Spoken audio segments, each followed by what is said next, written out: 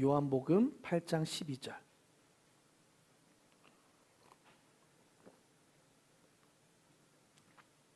GK 친구들은 이제 친교실로 나가도 괜찮습니다. 요한복음 8장 12절 말씀.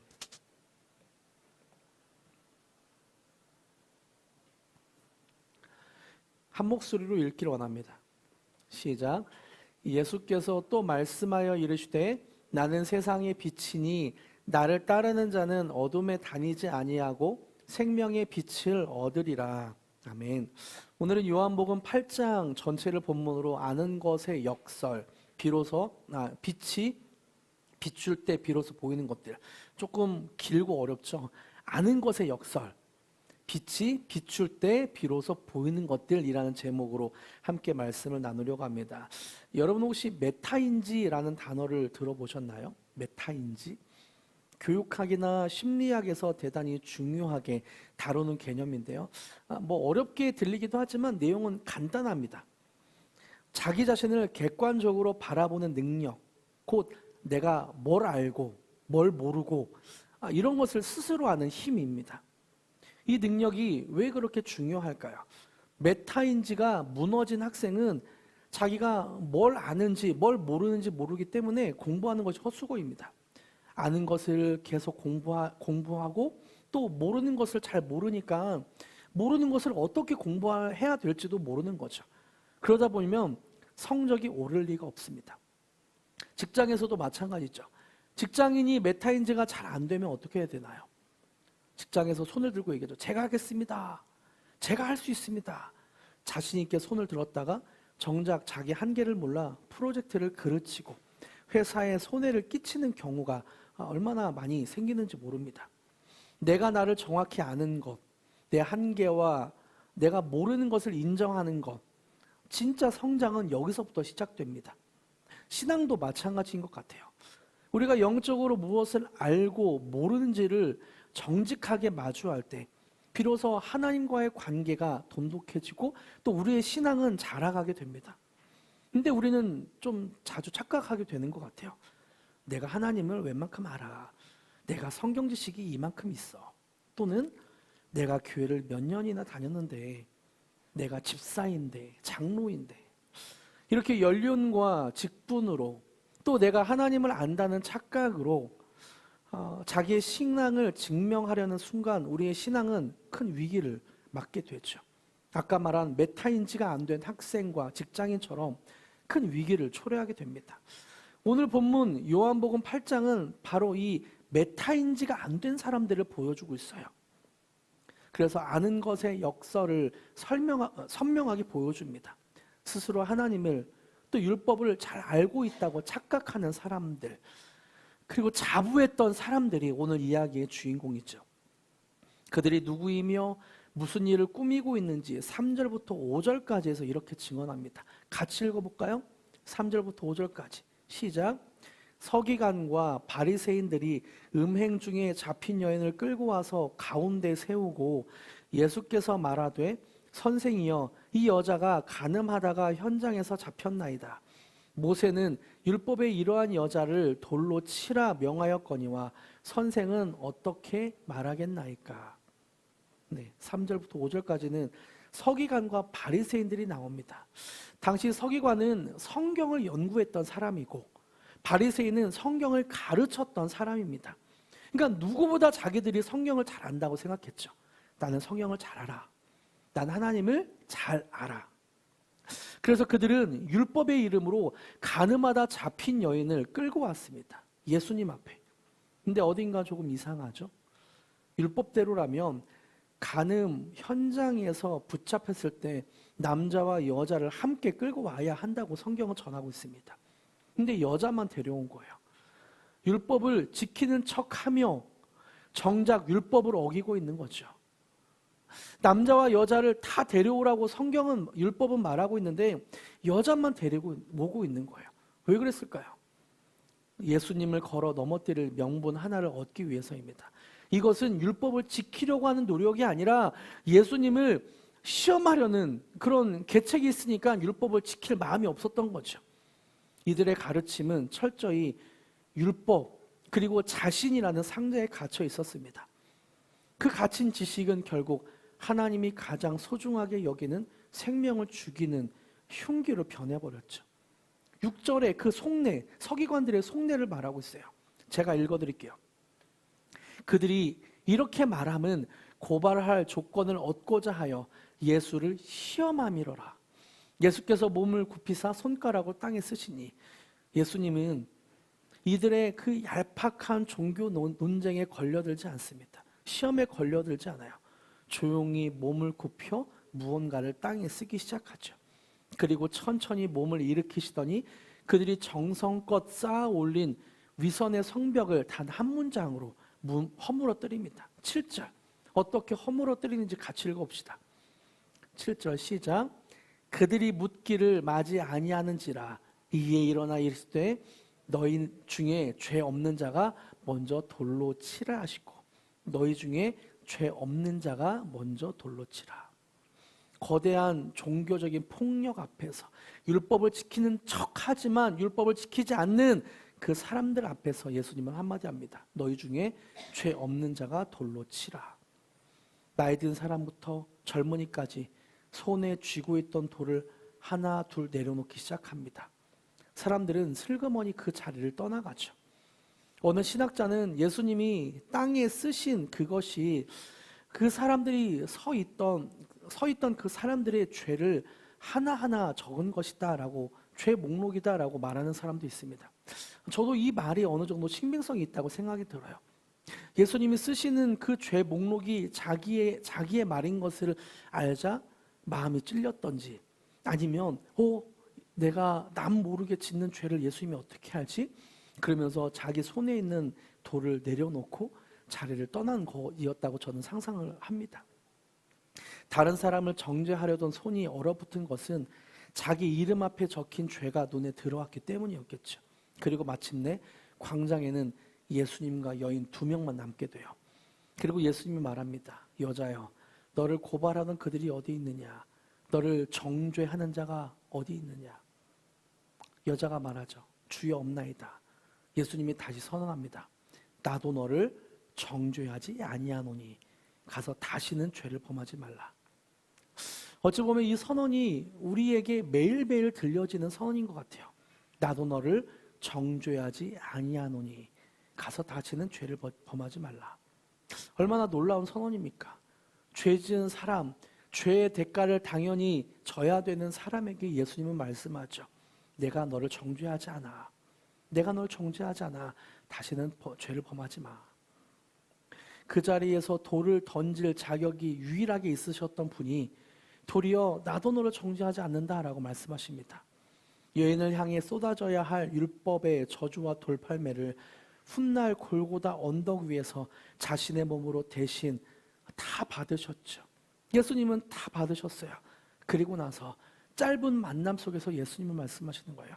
나도 너를 정죄하지 않아. 우리에게 들려주시는 말씀이기도 합니다. 이 놀라운 은혜의 사건 직후 예수님은 성전에서 자신이 누구인지 스스로 선언하셔요. 12절 이렇게 죄를 없앨 수 있는, 정죄하지 않을 수 있는 자신이 누구인지 말씀합니다. 12절을 같이 읽어볼까요? 시작. 예수께서 또 말씀하여 이르시되 나는 세상의 빛이니 나를 따르는 자는 어둠에 다니지 아니하고 생명의 빛을 얻으리라. 예수님이 자신을 무엇이라고 부르시나요? 나는 세상의 빛이니 나를 따르는 자는 생명의 빛을 얻으리라.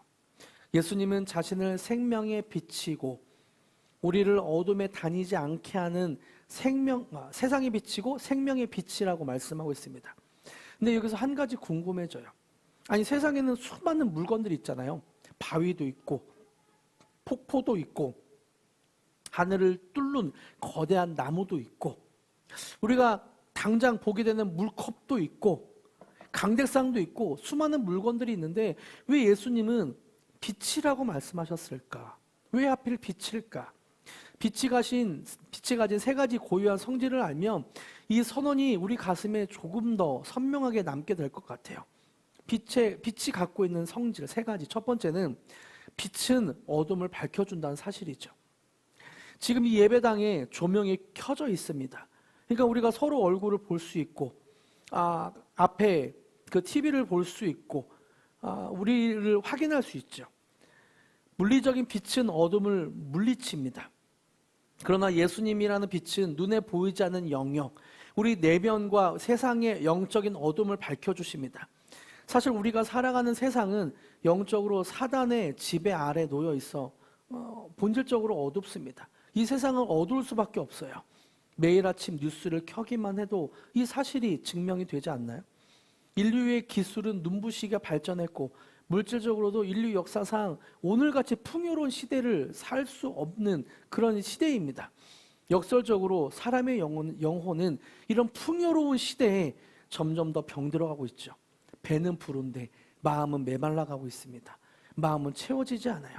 20년 전에는 듣도 보도 못한 마음의 병들이 오늘날에는 많이 있습니다. 우울증, 조울증, 조현병, 공황장애 이런 것들이 예전에는 듣도 보지 못한 병들이, 마음의 병들이 많이 생겨났습니다. 또 지독한 어둠 때문에 스스로 목숨을 끊는 사람이 속출하고, 예전 같았으면 상상도 못했을 묻지마 범죄, 부모가 자식을, 자식이 부모를 해치는 소식이 매일매일 흘러나오죠. 여기서 그치지 않습니다. 정치인들은 서로 자기가 옳다고 피 터지게 싸우고, 사람들은 돈이 세상의 전부라며 영혼이라도 팔 기세로 뛰어듭니다. 그마저도 지친 사람들은 욜로를 외치며 오늘을 즐기자, 오늘의 쾌락을 즐기자라고 말하죠. 가장 두려운 사실은 이 짙은 어둠 속을 걷고 있는 사람들이 정작 자신이 어둠에 있다고 깨닫지 못한다는 거예요. 자기가 어둠 속에 있다고 깨닫지 못한다는 거죠. 왜 이렇게 어둡습니까? 왜 세상이 왜 이렇게 어둡게 되었나요? 또 우리는 어둠 속에서 살 수밖에 없게 되었나요? 공중에 권세 잡은 사단이 이 세상을 영적으로 점령했기 때문입니다. 공중에 권세 잡은 어둠이 이 세상을 어둠으로 물들이고 있기 때문이에요. 죄의 어둠 속에 오래 갇히다 보니 인간은 자신의 영적 비참함을 볼 수 없는 시력마저 잃어버렸습니다. 그래서 하나님을 잃어버린 자리에서 그 자리를 채울 헛된 우상들만 미친 듯이 찾아 헤매게 된 것이죠. 어둠 속에 있는데 자기가 어둠에 있지도 모르는 거예요. 원래 하나님이 지으신 세상은 이런 모습이 아니었습니다. 태초에 빛이 있으라 하신 그 명령 그대로 세상은 빛이 있었어요. 세상은 생명과 질서와 기쁨으로 충만했습니다. 하나님이 주신 빛 가운데 아픔도 없고 질병도 없고 가난도 없고 죄도 없는 완벽한 빛의 세계였어요. 하지만 죄가 들어오면서 이 땅은 고통과 염려와 죽음이 지배하는 어둠의 땅으로 뒤덮이고 말았습니다. 바로 이 깊고 짙은 영적 어둠을 예수 그리스도의 생명의 빛이 단번에 몰아내시죠. 그래서 빛은 어둠을 몰아냅니다. 예수님을 만난 사람은 내가 이게 죄였군요 깨닫게 된다는 거예요. 예수님의 빛을 경험한 사람은 그전에는 죄로 여기지 않던 것들이 이게 죄였구나 라는 것들이 마음에 찔림이 생기고 깨닫게 된다는 거예요. 그리고 빛의 고유한 특징 두 번째입니다. 빛은 어둠을 밝혀 주변을 보이게 해줍니다. 주변을 보이게 만들어줘요. 늦은 밤 집에 들어서면 우리가 가장 먼저 하는 일이 무엇입니까? 벽을 더듬어 스위치를 찾는 일이죠. 요즘은 엘로티인가요? 그런 게 있어서 핸드폰으로 집을 빛을 켜고 이런다고 하기도 하죠. 딸깍 또는 핸드폰으로 착 하고 불이 켜지는 순간 발밑에 놓인 물건, 소파와 탁자의 위치가 보이게 됩니다. 화장실로 가는 길이 어딘지 알게 되죠. 우리 영혼도 똑같아요. 예수님의 빛이 우리 안에 비추면 영적 어둠이 거치면서 비로소 하나님이 어떤 분인지 보이게 됩니다. 사탄이 교묘하게 감추어뒀던 거짓의 실체가 드러나고 그 자리에 십자가 사랑과 하나님의 선하신 뜻이 환하게 떠오릅니다. 우리가 어둠 속에 있을 때는 하나님의 뜻, 하나님의 음성을 알지 못하지만 빛이 비추게 되면 하나님이 어떤 분인지 또 하나님의 나를 얼마나 사랑하시는지 밝히 보여지게 된다는 거죠. 세상에는 참 많은 빛이 있어요. 예배당에 형광등도 있고 도시의 화려한 조명도 있습니다. 비상구의 초록 불빛도 있고 우리가 눈으로 보고 있는 빛들이 많이 있어요. 그리고 우리가 눈으로 볼 수 없지만 우리 내면을 우리의 몸을 훤히 들여다보게 하는 엑스레이와 MRI까지 있습니다. 이런 수많은 빛 가운데 우리의 영혼을 비추는 빛은 어디에 있습니까?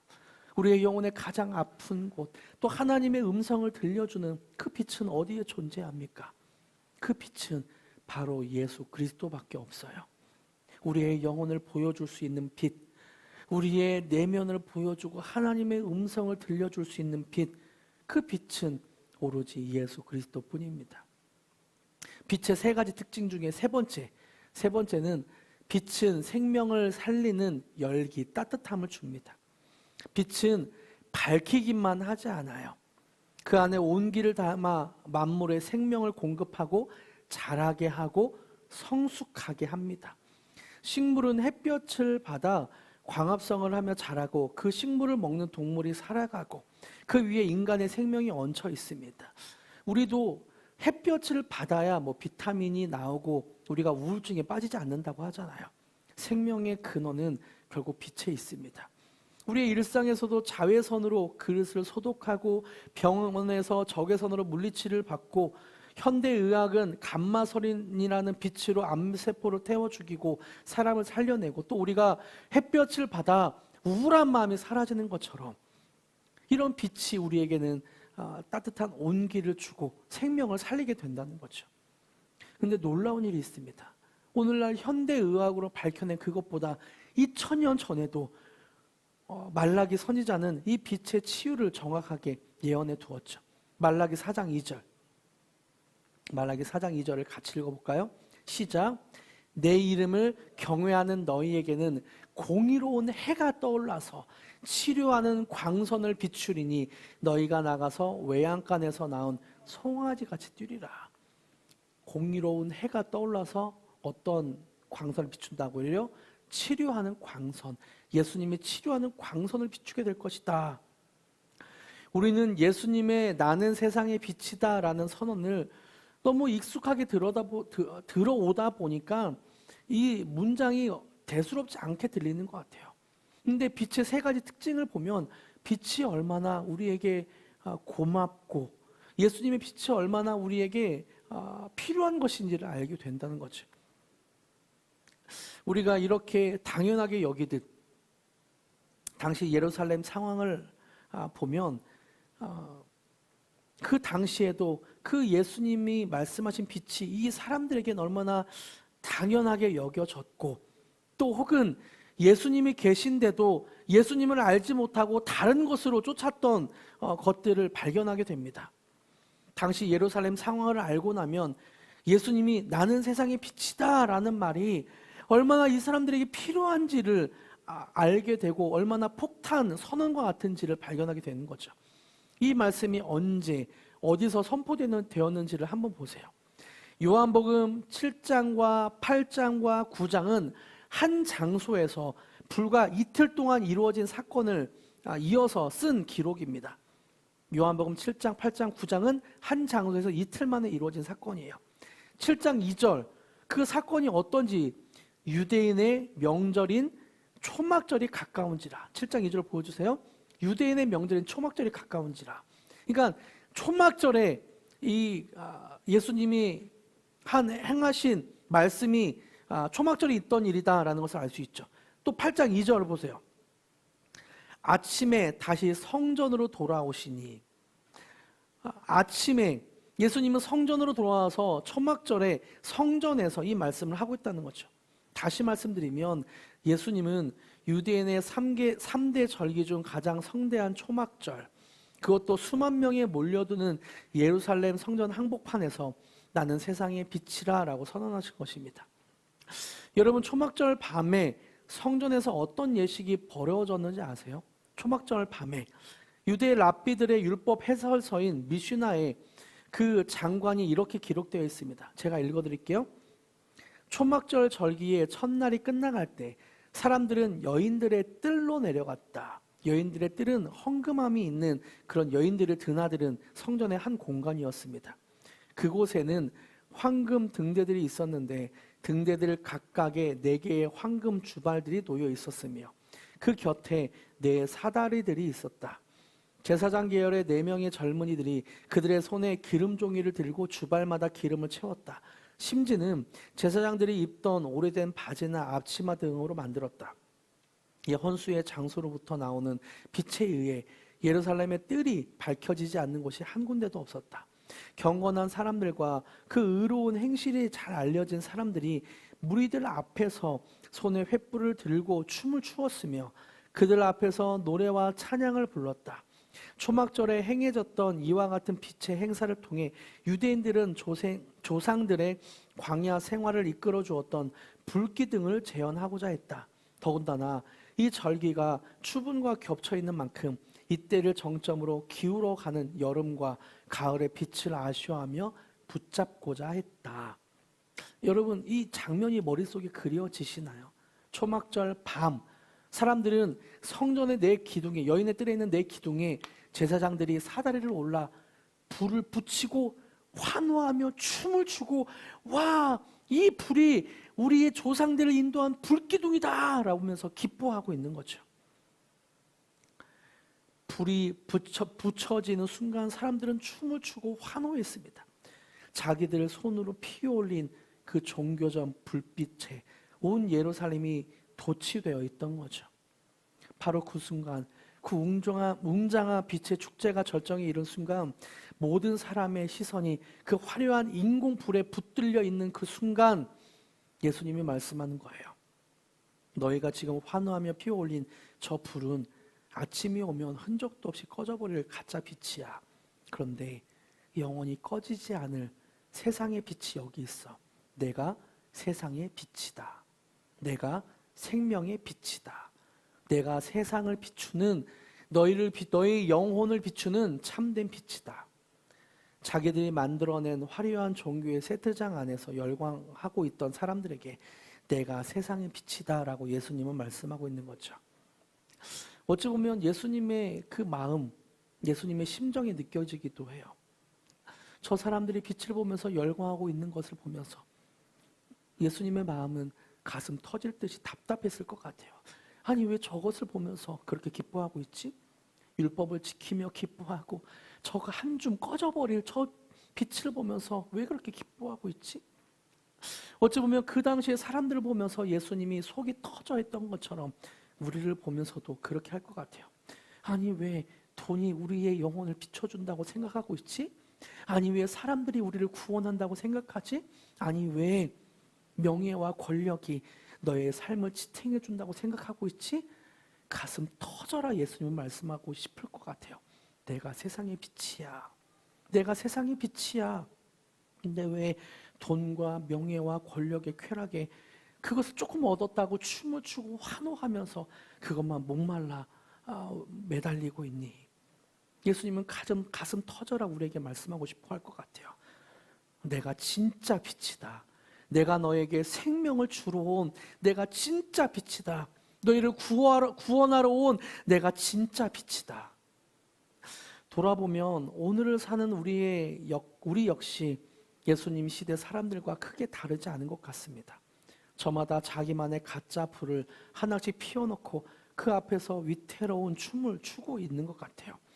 어떤 이는 네온 사인과 쾌락의 불빛 앞에서 우리의 마음의 공허를 달래려 밤을 새우고, 어떤 이는 주식과 부동산과 통장 잔고라는 불빛 앞에서 그 불길이 더 커지기만을 바라며 탐욕에 춤을 추죠.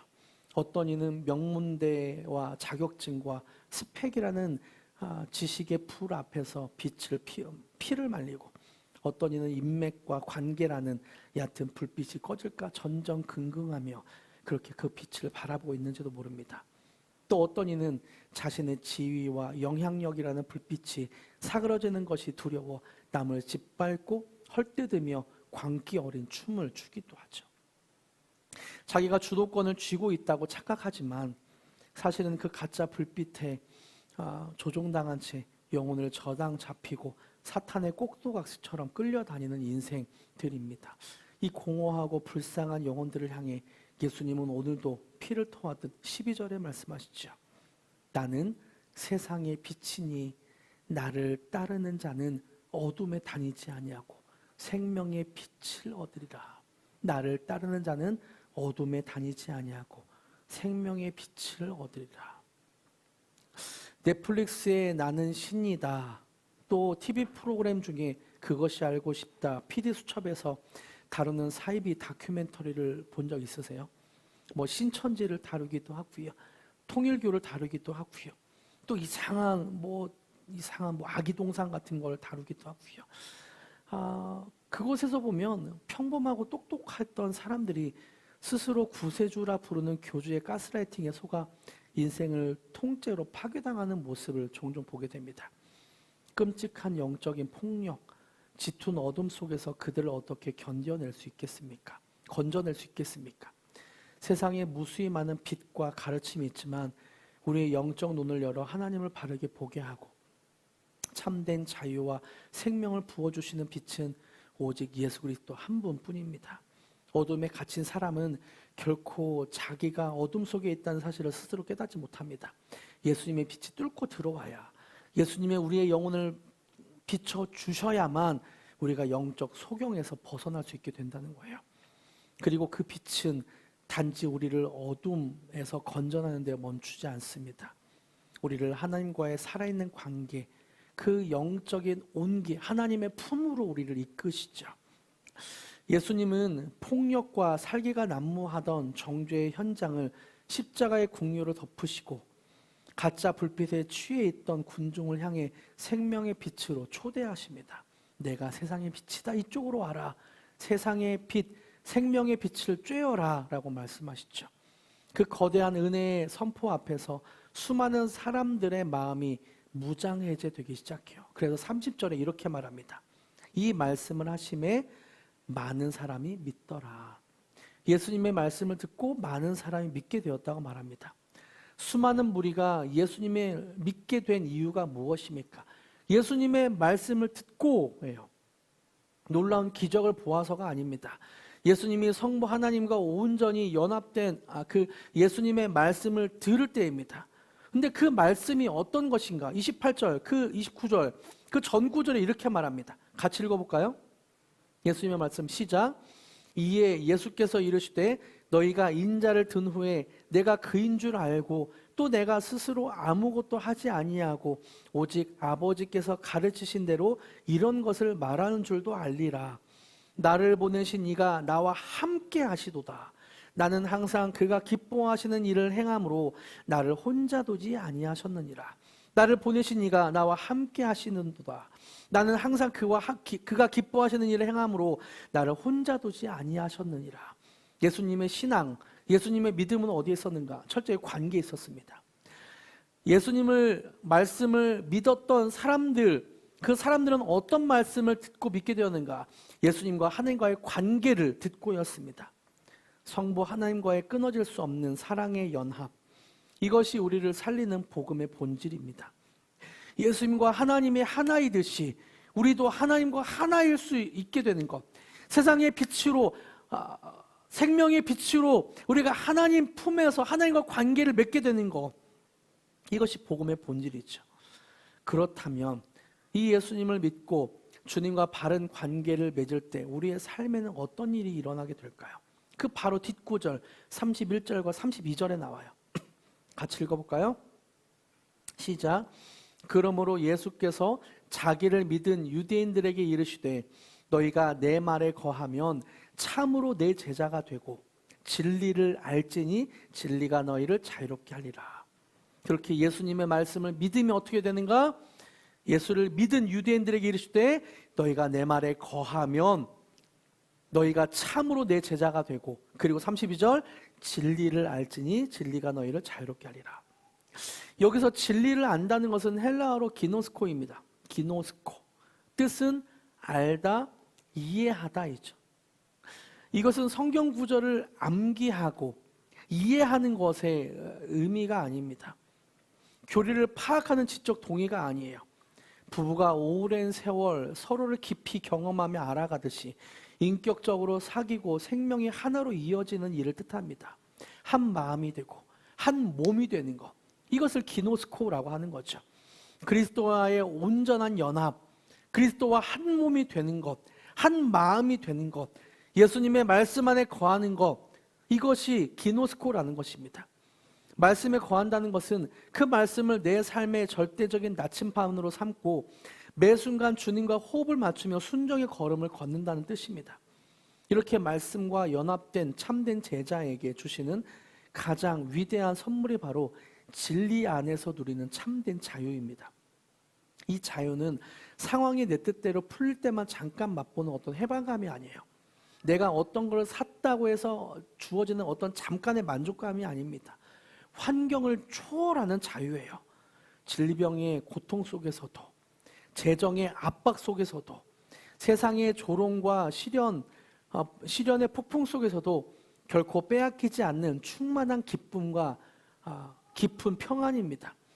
그리스도와의 연합은 역경을 뚫고 남을 넉넉한 이김입니다. 우리의 영혼에 부어지는 환경이 어떠하든 우리의 부어지는 넉넉한 자유예요. 비록 이 생명의 관계를 세워가기 그런 자유입니다. 그래서 우리의 환경이 어떠하든 우리가 그 자유를 얻었으면 좋겠어요. 그래서 우리 교회에서는 여러 가지를 준비하고 있습니다. 금요일마다 피토워십에서 큐티를 가르쳐드리면서 기도를 가르쳐드리면서 여러분 그런 어려운 순간에 재정의 압박이 있고 육신의 어려움이 있고 그런 순간에 큐티하십시오. 기도하십시오. 그래서 하나님의 음성을 듣고 하나님이 우리를 향하신 뜻과 계획을 알고 우리가 자유롭게 우리의 영이 자유롭게 되길 원합니다. 그러면서 금요일날 피토워십의 큐티와 기도를 가르쳐주고 있는 거죠. 뿐만 아니라 1대1 복음대화를 통해서는 1대1로 복음대화를 하면서 내가 믿는 것이 진짜인가? 내가 알고 있는 것이 진짜인가? 어찌 보면 내가 진짜 무신론인가? 유신론인가? 내가 예수님께 다가갈 때 장애물들이 어떤 것이 있는가? 이런 것들을 드러내고 진짜 예수님과 연합되는 것들을 도와드리고 있는 거죠. 나는 정말 하나님을 믿는가? 아니면 실은 무신론자처럼 살고 있진 않는가? 어둠 속에서 신을 더듬어 찾는 종교를 나는 신앙이라 착각하고 있진 않는가? 이런 것들을 계속 가르쳐드리면서 진짜 예수님과 연합되는 것, 진짜 예수님과 한 몸, 한 마음이 되는 것들을 가르쳐드리고 있는 거죠. 그래서 저는 복음대화와 피토워십을 통해 우리 모두가 그 예수님을 더 깊이 만나고 알길 축복합니다. 여러분 피토워십을 사모하십시오. 그리고 1대1 복음대화를 사모하십시오. 그러면서 예수님과 더 친해지길 바랍니다. 어찌 보면 우리 교회의 사명이 이거죠. 우리 교회가 존재하는 목적 또한 이거입니다. 에베소서 4장 13절 우리 교회가 존재하는 목적입니다. 같이 읽어볼까요? 시작. 우리가 다 하나님의 아들을 믿는 것과 아는 일에 하나가 되어 온전한 사람을 이루어 그리스도의 장성한 분량이 충만한 데까지 이르리니. 제가 다시 한번 읽어드릴게요.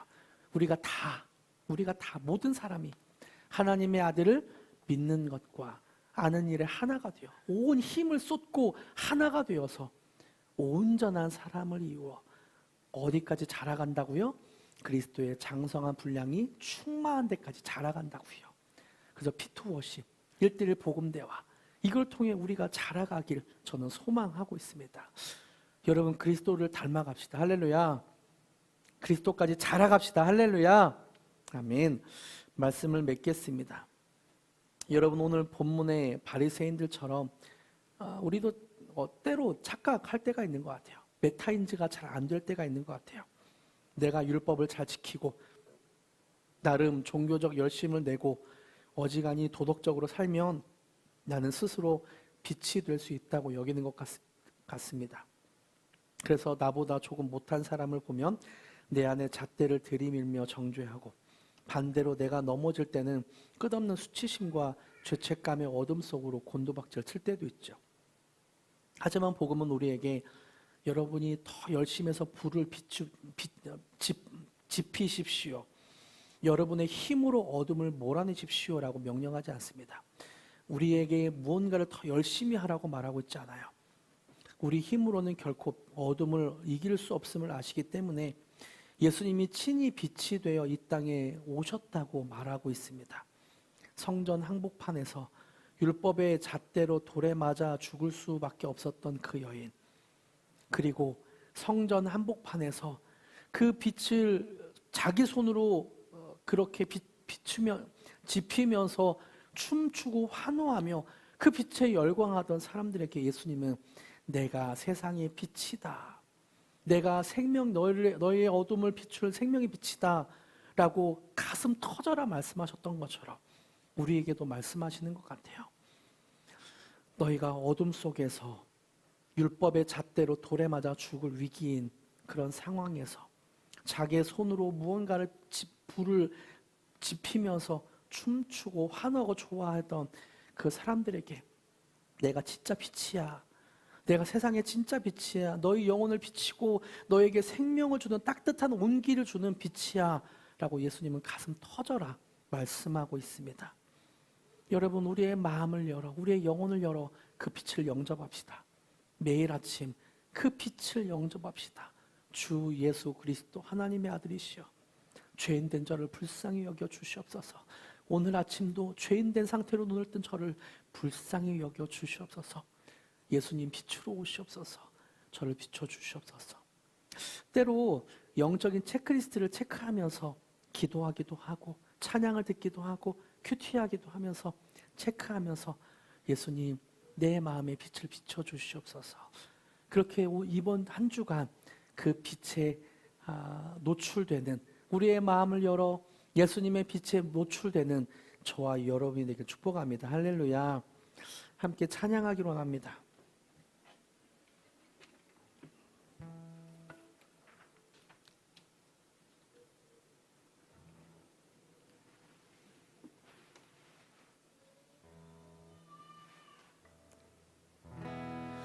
예수님 빛으로 우리 가운데 와주시옵소서. 함께 고백하며 찬양합시다.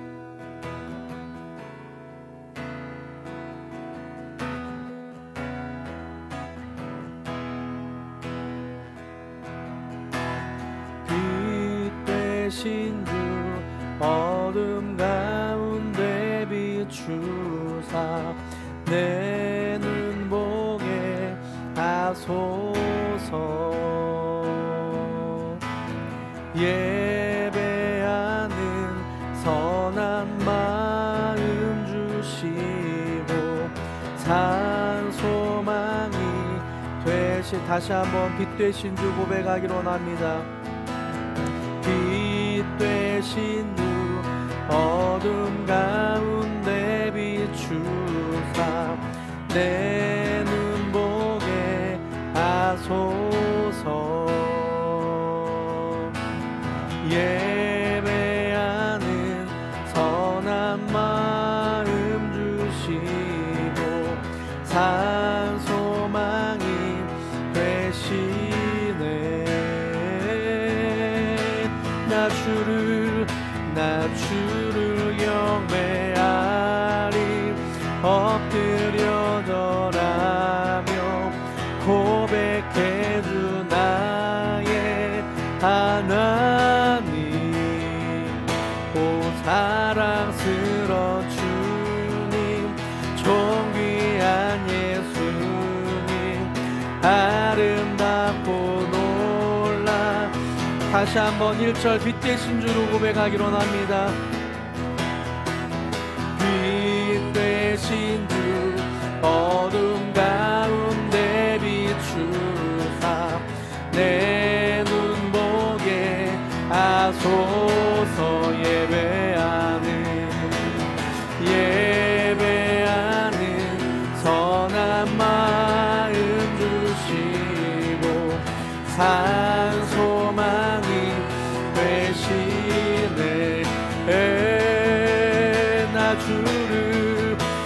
주를 경배하리 엎드려 절하며 고백해 주 나의 하나님.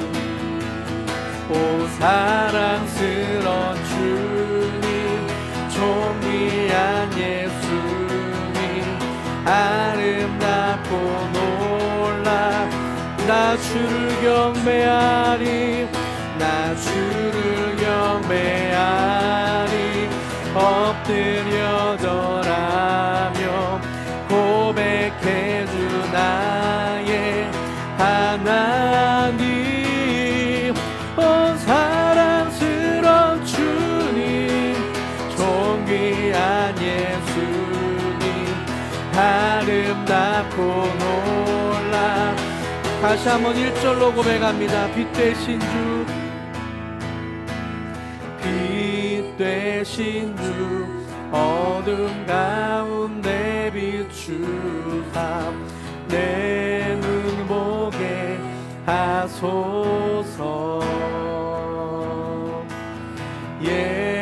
예배하는 선한 마음 주시고 산 소망이 되신 다시 한번 빛 되신 주님 빛 되신 주 어둠 가운데 비추사 내 눈 보게 하소 예배하는 선한 마음 주시고 산 소망이 되시네 나 주를 경배하리 엎드려 절하며 고백해주 나의 하나님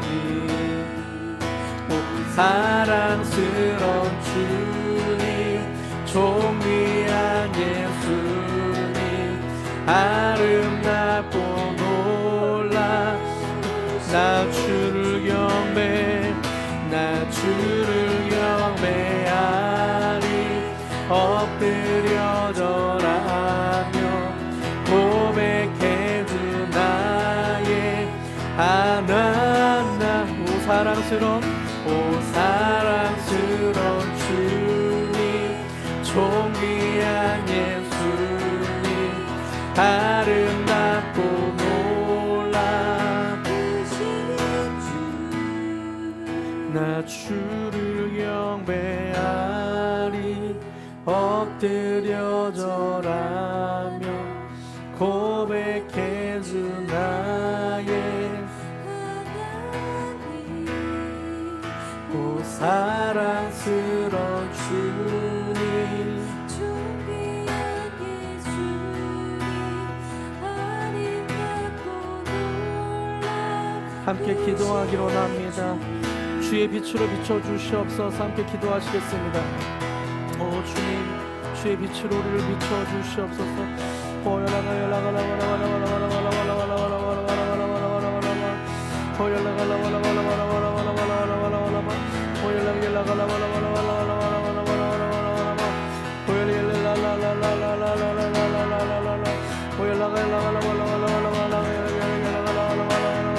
우리를 주의 빛으로 비춰주시옵소서.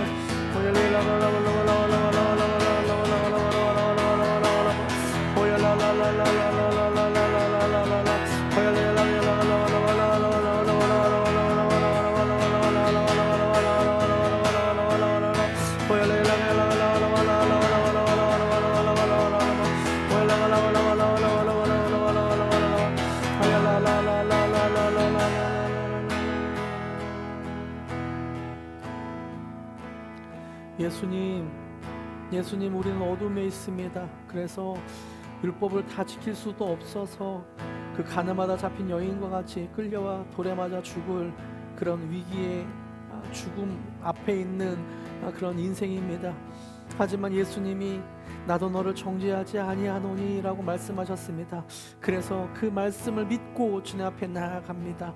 주님 우리의 마음이 죄로 물들은 마음이 이제 십자가 보혈로 덮어지게 하여 주시옵소서. 하나님 뿐만 아니라 우리가 성전에서 초막절 성전에서 그 불을 보면서 기뻐하고 내가 피운 그 불을 보면서 춤을 추고 환호했던 그런 모습임을 고백합니다. 근데 우리 안에 있는 우상들은 깨뜨려지게 하여 주시옵고 예수님이 세상의 빛이란 것들이 우리의 마음에서부터 믿어지게 하여 주시옵소서. 그래서 예수님의 빛이 우리의 내면을, 영혼을 비추게 하여 주시고 하나님이 어떤 분인지 하나님의 음성을 듣게 하여 주시고 뿐만 아니라 생명의 온기로 우리를 살려 주시옵소서. 예수님, 세상의 빛이신, 생명의 빛이신 예수님, 우리를 비춰 주시옵소서. 감사드리며 그렇게 임하실 주님을 찬양하며 예수님의 이름으로 기도드립니다.